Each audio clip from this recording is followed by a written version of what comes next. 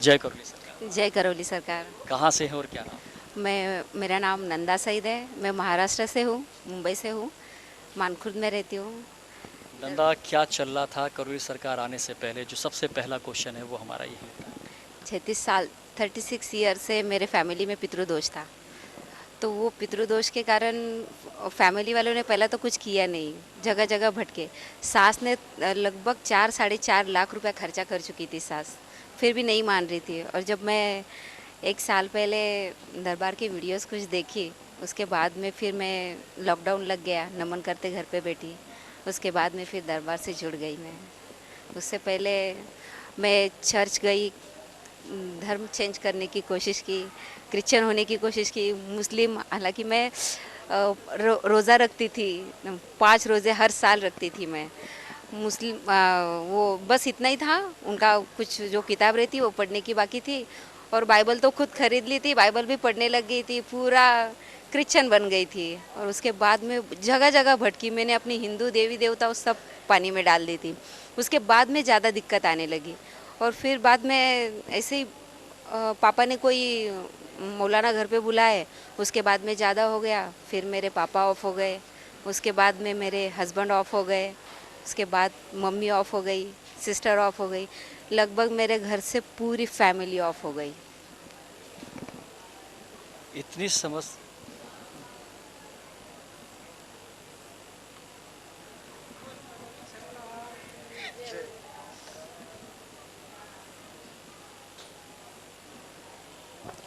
Cut करते हैं यहाँ पर। कुछ भावुक मोमेंट थे, उसके बाद हम फिर इंटरव्यू कर रहे हैं। फिर नंदा हमारे साथ में है। अब इमोशनल तो नहीं हो गए? नहीं। एक जो समस्या यहाँ पर आ रही थी, ऐसा हम लोग क्यों करते हैं कि हम मज़ार जाना शुरू करते हैं, बाइबल पढ़ना शुरू करते हैं, चर्च जाना शुरू करते हैं? इसके पीछे क्या थॉट आ रहा होता है?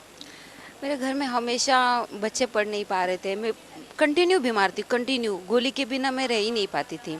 मेरे हस्बैंड पहले जब जिंदा थे बहुत मारते थे, रात के 2-2 बजे आते थे और फिर दारू पी के आएंगे। उनको देखते ही मैं डर जाती थी। और ऐसा खाना खाएंगे, थोड़ा सा भी कुछ कमी रहेंगी तो खाना मेरे आंख पे फेंक देते थे। इतनी कोशिश की उनको सुधारने के लिए, बहुत कोशिश की, नहीं सुधारते थे। और फिर उसके बाद में मैं बीमार होती गई, बीमार होती गई। घर में पूरी फैमिली हमारी बिखर गई, कोई किसी का नहीं रहा। उसके बाद में फिर हम लोग ये जाना स्टार्ट कर दिए यहाँ वहाँ। उसी से तो और समस्या बढ़ती गई। जब उनको ठीक कराने के लिए जाने लगे? हाँ, तो उनको ठीक करने के लिए जाने लगी तो और समस्या बढ़ती गई। फिर मम्मी के लिए कोशिश करे।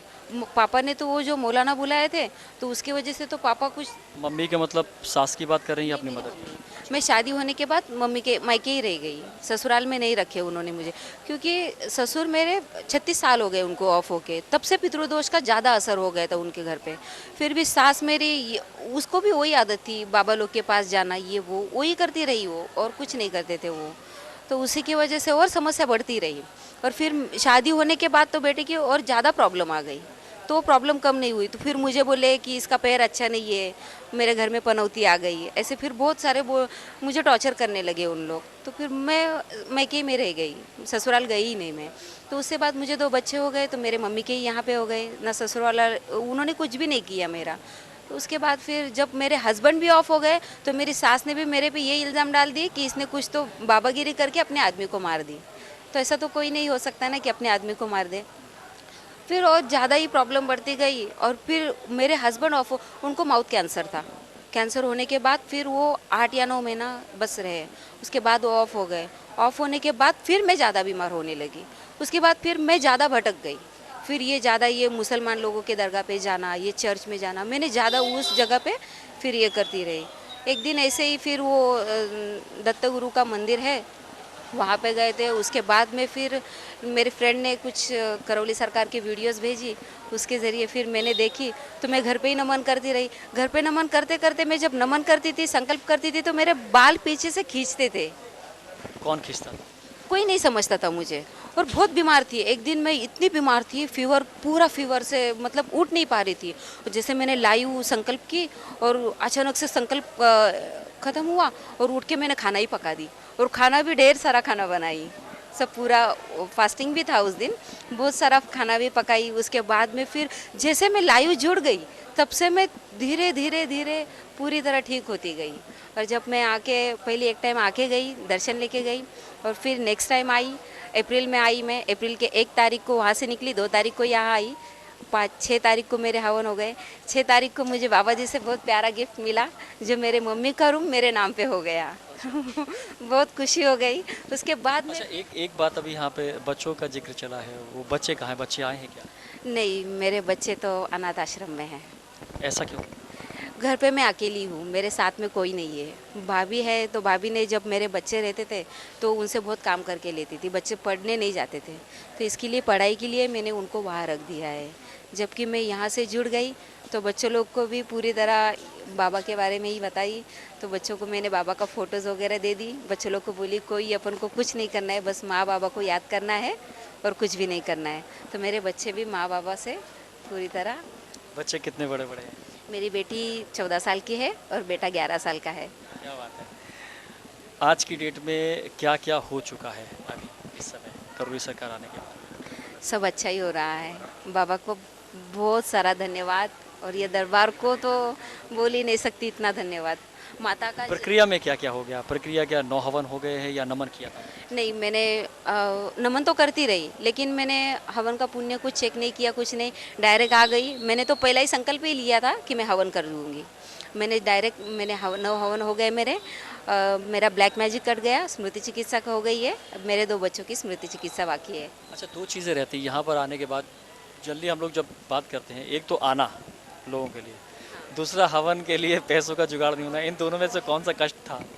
मुझे पैसे तो कहीं से नहीं हो रहे थे। जब मैं यहाँ पे आई, पहला आई, तो मेरा कुछ ज़मीन बेची थी मैंने ससुराल से। मुझे मेरे हस्बैंड ऑफ होने के बाद सब बंटवारा हो गया, तो वहाँ से मुझे कुछ पैसे मिले थे। तो माँ के जब अंतविधि उसमें कुछ गए, और फिर जो बचे थे उनके पास थे तो उन्होंने दे दिए। तो वो पैसा लेके मैं 5 हवन कर चुकी। तो उसके बाद बहुत सारी दिक्कत आ गई, तो फिर हवन के लिए जुगाड़ ही नहीं हो रहा था। बहुत बीमार हो गई फिर मैं, पूरा बदन कांपने लगा, उल्टी होने लगी। तो फिर मैंने माँ बाबा से बहुत दिल से याद की। मैं बोली अभी बचाना भी आपको है, अगर जो आप दोगे वो मुझे एक्सेप्ट है, जैसे आप रखोगे वैसे मैं खुश हूँ आपके ज़रिए। तो फिर अचानक से आधा ही घंटे में एक औरत, मतलब वो उसके काम से जा रही थी, तो मैंने उसको पैसा मांगी, तो उसने गोल्ड गिरवी रख के मुझे ब्याज पे पैसा दी, और मैंने पैसा लेके आई, और मेरे आज पूरे हवन हो गए, ब्लैक मैजिक कट गया, स्मृति चिकित्सा हो गई। आज बहुत खुश हूँ मैं। अब क्या रह गया जीवन में और क्या क्या मिल चुका है?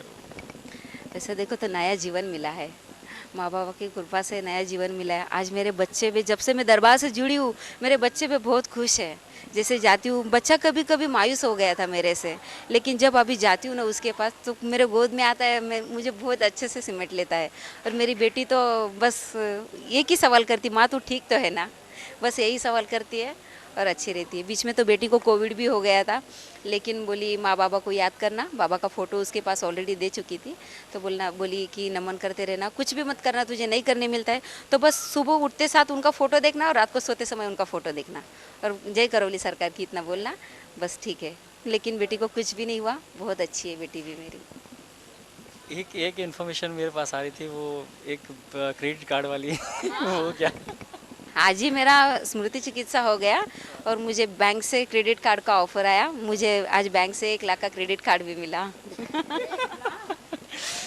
चलिए, ये तो मतलब बाबा जो है वो हर तरीके से वो करते हैं। अच्छा, अब क्या ऐसा रह गया है जो अभी तक गुरु जी को नहीं बोल पाए, जो ऑन कैमरा बोलना चाहते हैं? मैं गुरुजी को बहुत सारा धन्यवाद बोलूँगी, बहुत सारा, क्योंकि जो मिला है, दर दर ठोकर खाई हूँ, बहुत भटकी हूँ। और जहाँ मैं जाती थी ना, जो भी बाबा लोग के पास जाते थे ना, तो ऐसा बोलना नहीं चाहिए, उन लोग बहुत गलत नज़र से देखते थे, और डायरेक्टली लेडीज़ को देखते थे तो उन लोग बोलते थे ये गंदा गंदा चीज़ आपके साथ में हुआ है, वैसा गंदा काम करके ही आपको वो कुछ चीज़ क्लियर करना पड़ेगा। तो कोई बोलता था श्मशान का है, कोई बोलता था फिजिकली है, तो आपको किसी से फिजिकली होके, वो बाबा से फिजिकली होके फिर तुमको ये क्लियर करना पड़ेगा। तो मेरे सास ने मुझे रेडी भी करने के लिए बोली थी, बोली तू कर लेना। मैं बोली नहीं, मेरे से ये नहीं होएगा सब, उसको बोलना घर से बाहर हाकल दे। तो उसने किसी से पैसा दे के वो काम करवा के ली, लेकिन उस टाइम मैं एग्री नहीं हुई। जब से दरबार में आई तो इतनी खुशी मिली है यहाँ पे। ऐसा ऐसा कितने लोगों ने ऑफर किया? लगभग 4 लोगों ने किया था। मतलब उन्होंने बोला था फिजिकल हो। फिजिकल होने के लिए बोला था मुझे, बोले थे कि ऐसा ऐसा करना पड़ेगा। तो एक मौलाना के साथ में झगड़ा भी हुआ था, तो उससे कोई ऐसे ही फ्रेंड्स थे, उन लोग लेके गए थे। तो मैंने उनको बोली देख मुझे इसने ऐसा ऐसा बोला है, तो उन लोग उससे झगड़ा कर दिए। तो एक मराठी था, महाराष्ट्रनी था, तो उसने भी ऐसा बोला, तो मेरे सास को ऑफ़र दिया उसने। तो उसने बोला, उसको बाद में वो बोला कि तुझे पीरियड्स नहीं आता है तो अभी तेरे से नहीं होगा, तेरे बहू को बोलना। तो मैं बोली आज मेरे पास है, बोले भूल के भी मेरे से ये बात मत करना, मैं ये सब काम में नहीं आऊँगी। तो फिर उसने किसी और को पैसा दी और वो काम करने के लिए बोला। तो उसने बोला कि नहीं वो लेडीज़ ठीक नहीं थी, तेरा काम नहीं हो चुका। तो उसने वो घर में आके मेरे काम करके गया और छोड़ दिया। ऐसे सब दरबार में आने के बाद अब क्या लग रहा है कि जीवन में कोई ऐसी कमी है, माँ की, फादर की, कोई कमी महसूस हुई? नहीं, अभी मुझे कुछ भी कमी महसूस नहीं हो रही है। माँ बाप, मुझे तो अभी ऐसा लग रहा है कि जो नहीं है वही अच्छा है, कि मुझे माँ बाबा के पास आने के लिए किसी की रोक टोक ही नहीं है। मैं रात के 1 बजे आऊँ या सुबह 5 बजे निकल के चली आऊँ, बस माँ बाबा को याद कर लूँ और चली आऊँ। मुझे बहुत इतनी खुशी मिली है जो कहीं नहीं मिली मुझे। कोई ऐसी बात जो आप गुरुजी को बोलना चाह रही हैं, जो अभी तक नहीं बोल पाई इतने बार मिलने के बाद, या कितने बार मिली गुरुजी से? मैं ये तीसरी टाइम है मेरे दरबार में आने का। गुरुजी से कोई मुलाकात हुई? नहीं गुरुजी, आज मेरी स्मृति चिकित्सा हुई ना, तो दूर से ही हुई। अभी तक मैं गुरुजी से मिली नहीं हूँ। तो आप मेरे कैमरे से क्या बोलना चाहते हैं? मैं गुरुजी को बहुत सारा धन्यवाद और मैं गुरुजी को लव यू बोलना चाहती हूँ। आपका कोई सवाल हो जो आप गुरुजी से जानना चाहते हैं या कोई जानकारी चाहते हैं तो कृपया इस नंबर पर व्हाट्सएप करें।